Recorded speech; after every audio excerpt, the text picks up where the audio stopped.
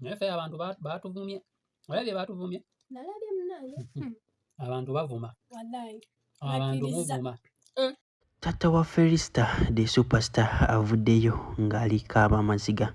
Bibino birina mu maaso awo. Njagala kana akatambi otule wansi okawulire bulungi. Sagala ekintu kyonna kiveeri kikusumbuwe.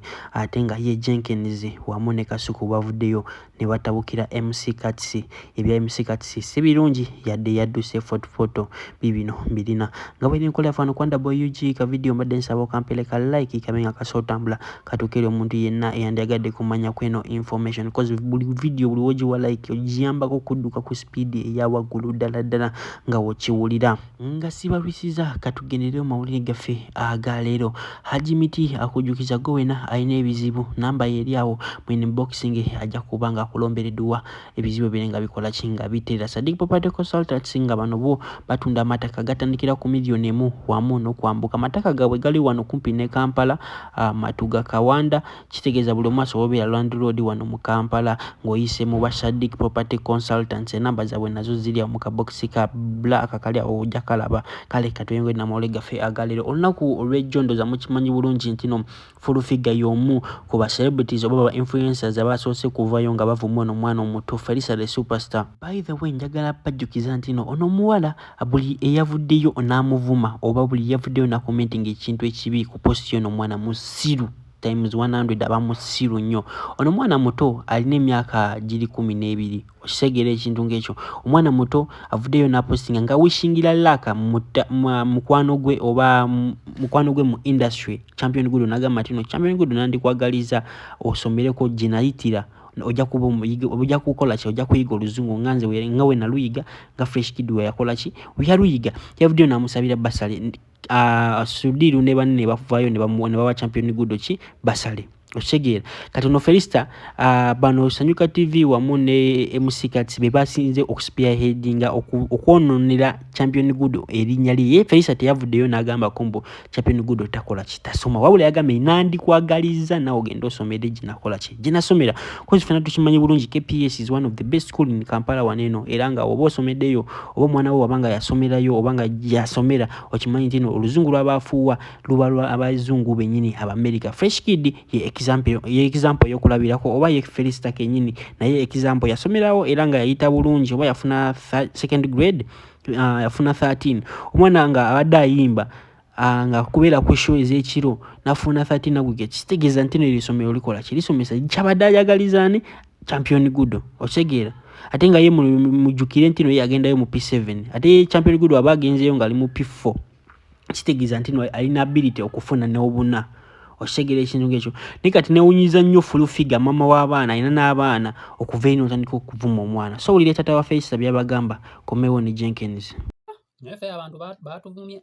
Olabye baatuvumye? Nalabye munnange. Abantu bavuma. Wallahi. Abantu muvuma. Maze tulya ki?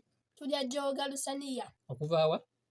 Kuva ewandegeya. Nyenza nkubuulira MC Katsi yakumisizza. Batya? Nanti olaba kati bwe basaba basale. Bali ne bagikkiriza. Ate MC Katsi n'agibuukirako n'ayagala okulaga nti no ye yagikola ki? Ye yagisaba.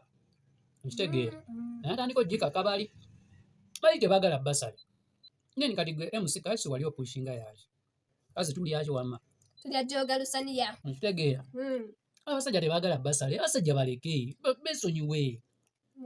Todamu pushinga basale si gwe yagitandika. Felisa yagitandika. Okitegeera? Felisa yagitandika abasajja ne bakkiriza mwe ne mugibuukira.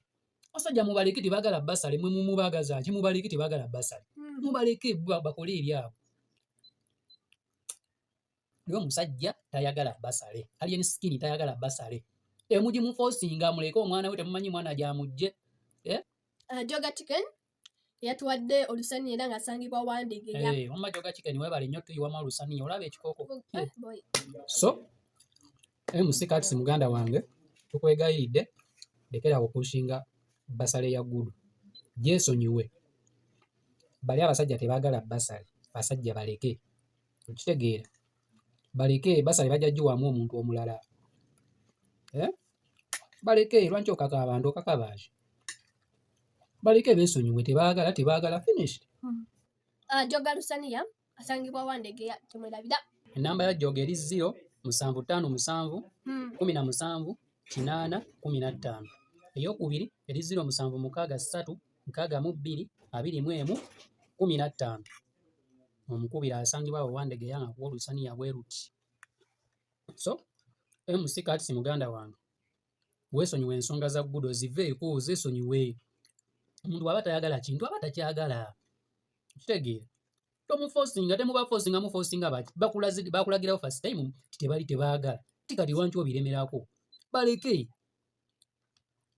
okitegeera gwe lwanki okiforcinga kino ekintu Felista yakitandika si ggwe okitegeera simanyi lwanki gwe mwali mwagala okulaga nti mwabali basabira Gudo gundi eyo Felista yaje musabira mwe ne mugibuukira ate musajja n'abalaga tajagala ate musigala nga mugenda mu maaso muforcinga yaki bugireke omusajja tibaagala mubaleke abantu mubalekere eddembe lyabwe ne mmwe ate mugenzeeyo ate mubaforcinga mutwale basale gembe nze basale osobola ginforcinga embasi gyawala mbasi gyagala basale bw'aba yagigaana si musango si buli gwe baba basale nti agikkiriza.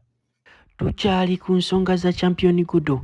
Jenkins avuddeyo n'akweshoninga MC Kati aveeyo alekerawo okumanyira Alien Skin oba okumanyira Champion Gudo wamu ne family ye. Yagambye nti oyo maama wa Champion Gudo y'omukazi y'omu ku bakazi be yakalaba abagezi ennyo kozi kiba kizibu nnyo omukazi okuva eri ne yeesiga omwana we ku muntu omulala. N'agamba nti for example gwisaawa zino oli house manager osookiriza nti omuntu gw'otamanyi ate ng'omuntu oyo owulira nti anywa enjaga n'omuwa omwana wo osegeera. Yavuddeyo n'agamba nti respect by the way kintu kyamaanyi nnyo okulaba nga yayesiga Alien Skin ne yeesiga mutabani we Swaba Champ n'amuwa Champion Gudo n'awa Champion Gudo eri Alien Skin nabe n'agamba nti Alien Skin tabirira omwana gwange nkwesize nkimanyi bulungi ogenda kunsomeseza omwana oyo Alien Skin nkimanyi bulungi naku zino amasomero aga primary agamu tegakyasomera mu uniform.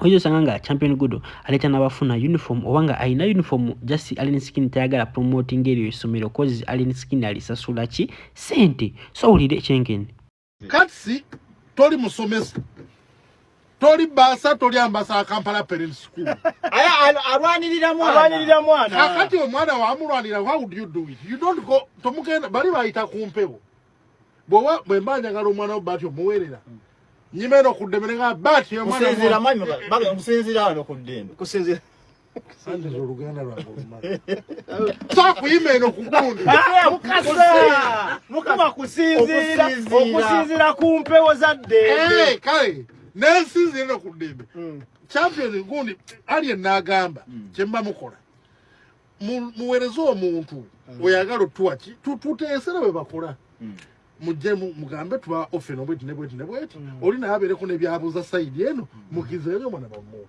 bali batumani katamba kubayi katamba inali nefango ni because bali bakola oluyimba lwa fiye ate werulika akati goli ruulirako kumbereri wo kakasono uli akuluyimba obwo oli omwana yanyize bani chimana ono mwana Adamu zizaye kawembe indai bangambe baba mu irritatinze ne kino kireka nabye okay nabye muzeyi ali ne Katsi ku university eventually omwana yagenze ali nkena uliddeko baso kumpabula yagenze omwana amagana amonte n'omukomya yawulidde yamuteeka wempe bwe nawulidde nalaba muzeyi bamukwasiza era olunaku olwajjo Friday bade babayise ku police okusotinga ebintu ebyo Kalevu tata wa Champion Gudo ate wa Kalevu si tata wa Champion Gudo si Kalevu yitata we ati zerinya lye sirimanyi mugambi muite tata wa Champion Gudo kale ndamuita